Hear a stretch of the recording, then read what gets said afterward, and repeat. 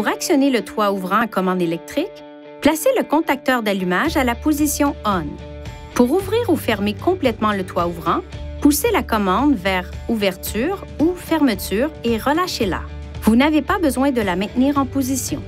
Pour ouvrir ou fermer partiellement le toit ouvrant, poussez la commande dans l'une ou l'autre des directions. Lorsque le toit ouvrant atteint la position souhaitée, poussez de nouveau la commande pour l'arrêter. Pour incliner le toit ouvrant vers le haut, fermez d'abord le toit ouvrant, puis poussez la commande vers la position Inclinaison vers le haut et relâchez-la. Pour incliner le toit ouvrant vers le bas, poussez la commande vers la position Inclinaison vers le bas.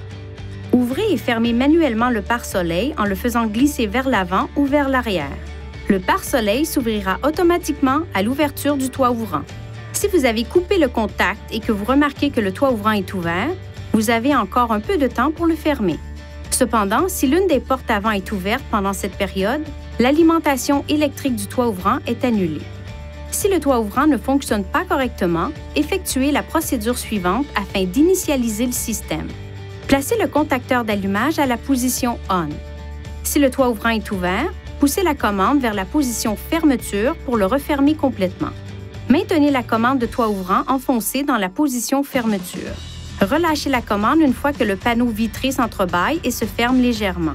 Poussez la commande de toit ouvrant vers la position Ouverture et maintenez-la pour entrebâiller complètement le panneau vitré. Vérifiez que la commande du toit ouvrant fonctionne normalement.